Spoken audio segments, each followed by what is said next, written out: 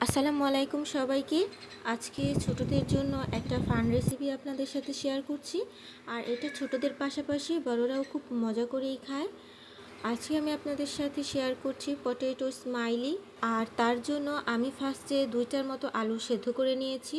সেদ্ধ করে নেওয়ার পর এটাকে খুব ভালো করে গ্রেট করে নেব। তারপর এর মধ্যে আমি দিয়ে দিলাম স্বাদ অনুযায়ী লবণ, কিছুটা গোলমরিচ গুঁড়ো, ভাজা জিরার গুঁড়ো। আর কালারটা একটু সুন্দর আসার জন্য আমি এখানে মরিচের গুঁড়োটা ব্যবহার করেছি। চাইলে আপনারা এখানে পাপরিকা পাউডারও ব্যবহার করতে পারেন।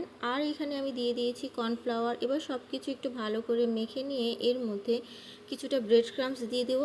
এবার সব কিছু আমি আরও একবার খুব ভালো করে মেখে নেওয়ার পর এটাকে ফ্রিজে রেখে দেবো 10 থেকে 15 মিনিটের জন্য। এতে করে আলুর ডোটা একটু শক্ত হয়ে যাবে। এবারে হাতে কিছুটা তেল মেখে নিয়ে এটাকে একটা রুটির মতন গোল শেপ দিয়ে নিচ্ছি। চাইলে আপনারা এটা যে কোনো একটা বেকিং শিটের উপর রেখেও এই কাজটা করতে পারেন। আমি একটা মসৃণ জায়গায় এরকম রুটির মতো গোল করে, যদিও এটা রুটির মতো একদমই পাতলা করব না। এরপর একটা কুকি কাটার দিয়ে এরকম গোল গোল শেপ করে স্মাইলিগুলো কেটে নেব। আর এটা কিন্তু যে কোনো কিছু দিয়েই আপনারা কেটে নিতে পারেন। আমার সবগুলো স্মাইলি কাটা হয়ে গেলে এর উপর থেকে এক্সট্রা যে আলুটা আছে সেটাকে আমি এখন সরিয়ে নেব। এবারে এর মুখ আর চোখ আঁকা বাকি। এর জন্য আমি একটা স্ট্র নিয়ে নিয়েছি আর এটাকে একটু ছোট করে আমি কেটে নিয়েছি।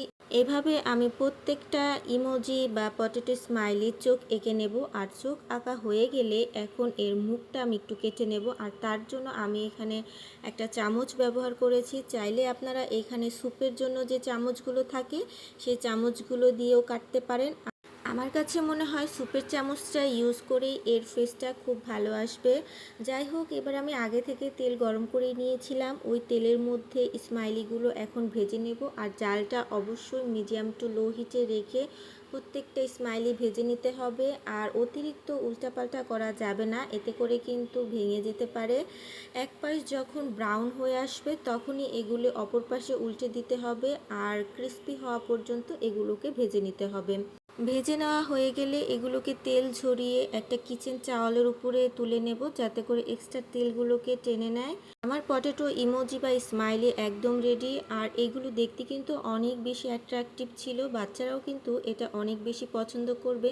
আর এটা খেতেও কিন্তু অনেক মজার ছিল। আপনারা যদি এটা বাসায় তৈরি করে থাকেন আমাকে কিন্তু অবশ্যই কমেন্ট করে জানাতে পারেন। আর আজকের মতো আমিও বিদায় নিয়ে নিচ্ছি। সবাই ভালো থাকবেন, সুস্থ থাকবেন। আল্লাহ হাফেজ।